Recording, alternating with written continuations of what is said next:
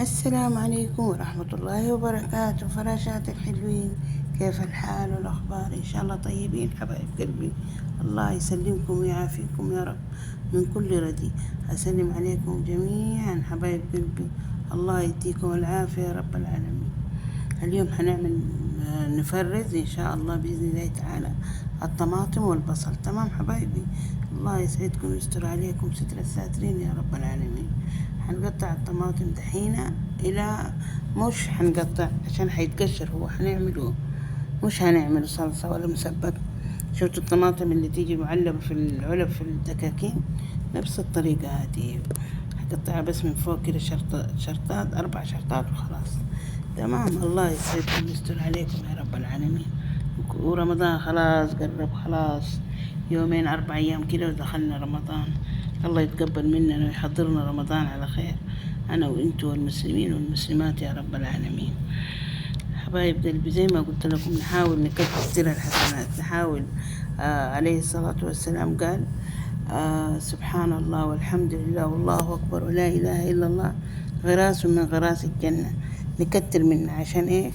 نغرس غراس في الجنة، يكون عندنا حديقة أو بستان في الجنة إن شاء الله حبايب قلبي.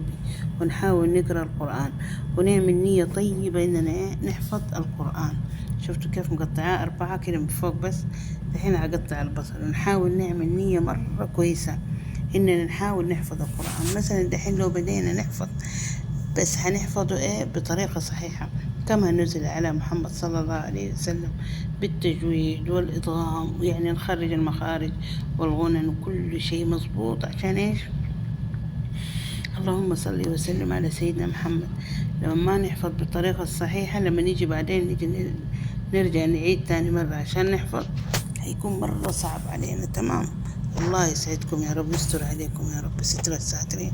الله يحضرنا رمضان على خير وأمان يا رب العالمين. المهم حبيت أسلم عليكم وأنزل لكم هذا الفيديو إن شاء الله، وبعدين أو بكرة أنزل لكم فيديو حق الرقاق بإذن الله تعالى.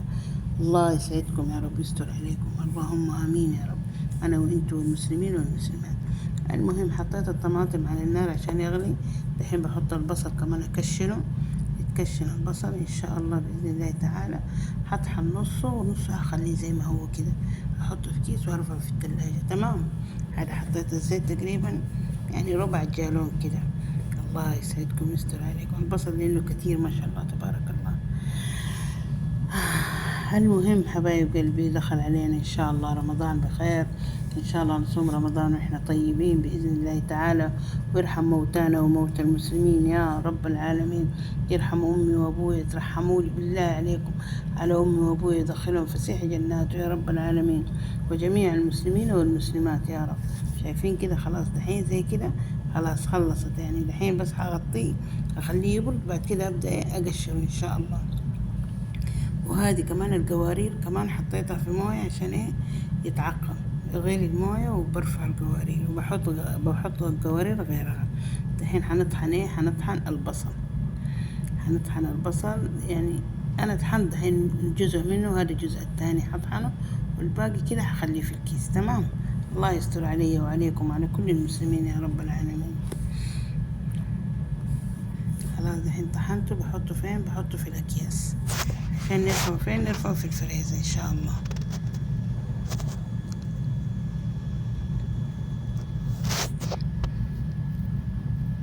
وهذا زي ما هو كده حرفعه في الفريزر من غير ما أطحن.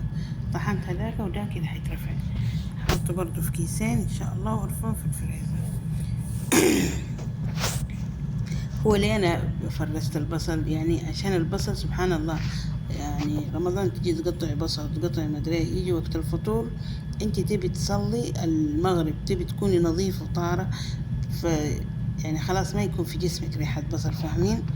خلاص تصلي وتتوضي وكل حاجة وانت ان شاء الله نظيفة وريحتك حلوة وتبقى تفطري مع عيالك. تمام حبايبي، الله يسعدكم يا رب ويستر عليكم يا رب العالمين. الحين كده خلاص حطيته في القطاعة، حرفه في الفريزر عشان يبقى سطح أملس، عارفين؟ عشان يجمد. الحين كده حرفه في الفريزر سوالي 6 أكياس، كل كيس حقسمه على 2 يعني 12 كيس. 12 طبخة حيطبخ لي إن شاء الله بإذن الله تعالى. الحين إيش هسوي؟ هقشر الطماطم. قشر الطماطم حطيت هذا عشان يدي، فاهمين؟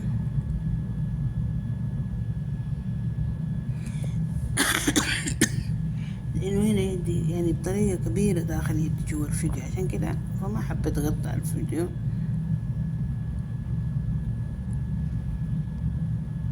فحطيت هذا.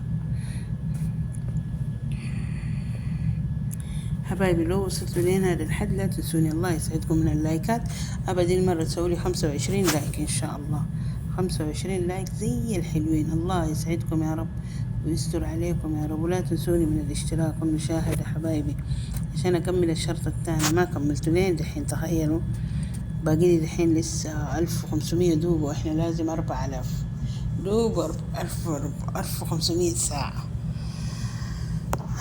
الله يعافيكم يا رب ويخليكم، تاج فوق راسي حبايب قلبي. الله يسعدكم، يحضرنا رمضان على خير ويتقبل مننا الشهر والصيام والقيام يا رب العالمين، مني ومنكم جميع المسلمين والمسلمات.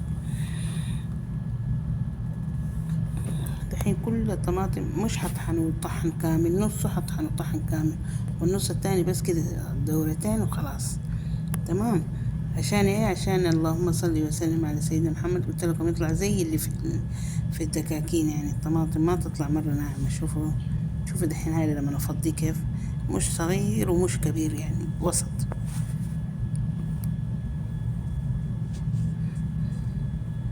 شفتوا كيف حبات فيه ووصلات ما فيه كده. دحين احطه في القدر واحطه شوية على النار يغلي، عشان انا حكبسه في العلب وحرفه في الدواليب، مش حاحطه في الثلاجة زي كده يغلي ومع العلب. شفتوا دحين خلاص هداك العلب خرجته وحطيت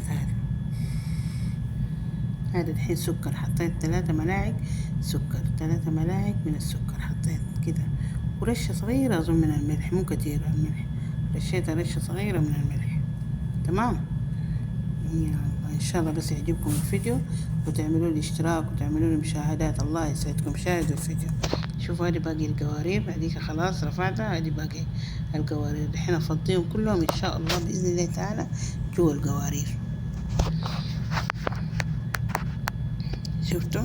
وتقلبي القارورة زي كده، تحطي الصلصة حقتك وتقلبي. مو هي ما هي صلصة، شفتوا الصلصة حقت الرز والإدامات؟ لا، هذه طماطم مقشرة. أنا أحب هذه الطماطم يعني في الأكل، فاهمين؟ أحبها دايما في أكلاتي دي الطماطم.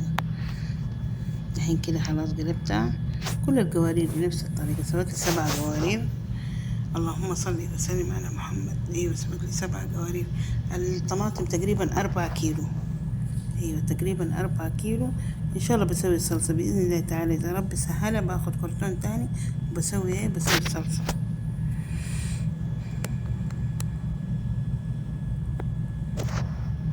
الحين خلاص سويت 4 قوارير. الحين القوارير بقية القوارير. الحين القدر حق الطماطم هنا عندي في الطاولة، لأنه روح هناك وجيبي وكده حوسة.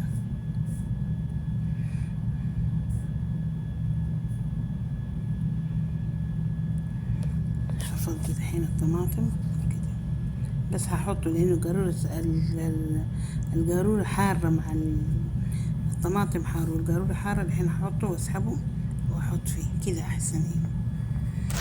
ان شاء الله بس يعجبكم الفيديو. الله يسعدكم، لو عجبكم لا تنسوني من اللايكات والشير والاشتراك. خلاص الحين انا ابغى اوصل ابغى يكون عندي محتوى رائع. انا احبكم زي ما احبكم، حبوني حبايب قلبي. الله يسعدكم يا رب، يا رب يحط حبكم في قلبي وحبي في قلبكم يا رب العالمين. المهم كده خلاص عبيت القوارير ان شاء الله باذن الله تعالى كلها.